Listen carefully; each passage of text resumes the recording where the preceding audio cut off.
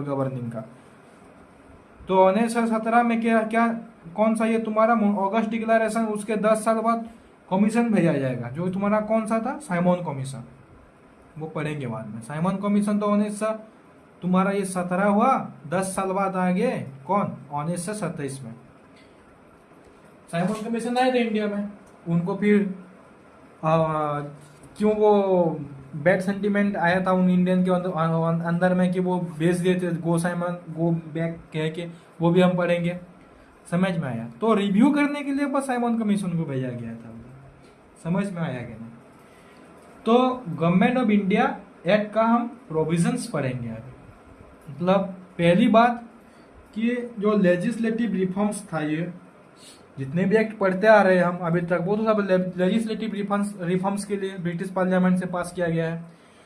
तो पहली बात कि ये इंडियन लोग का पार्टिसिपेशन बढ़ाए, इंडियन पार्टिसिपेशन तुम्हारा ब्रिटिश गवर्नेंस में। समझ में आया? और दूसरी बात यह कि वो सेल्फ गवर्नमेंट एस्टैब्लिश करना चाहते थे, सेल्फ गवर्नमेंट एस्टैब्लिश हुआ था ये। समझ में आया?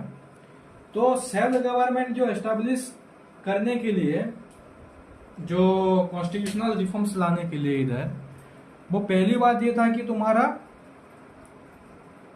कॉन्सेप्ट ऑफ डायरची आया था इधर। कॉन्सेप्ट ऑफ डायरची, डायरची का मतलब क्या है भाई, समझेंगे पहले। डायरची का जो बहुत इंपॉर्टेंट है भाई, ये डायरची कब कौन से एक्ट में आया था याद रखना, इसलिए मैं पहले टॉपिक में भी ये पढ़ा रहा हूँ, पहले पॉइंट में भी। डायरची इंट्रोड्यूस हुआ था भाई, कहाँ इंट्रोड्यूस हुआ था तुम्हारा, प्रोविंशियल लेवल में, प्रोविंशियल लेवल में। देख रहे हो भाई?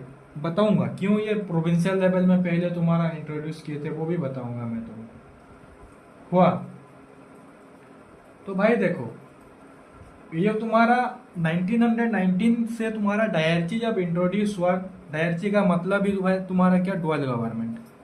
इसका मतलब क्या है, डुअल गवर्नमेंट। डायरची का मतलब क्या है, डुअल गवर्नमेंट। डुअल गवर्नमेंट का मतलब क्या है भाई, वो भी तुमको समझना है।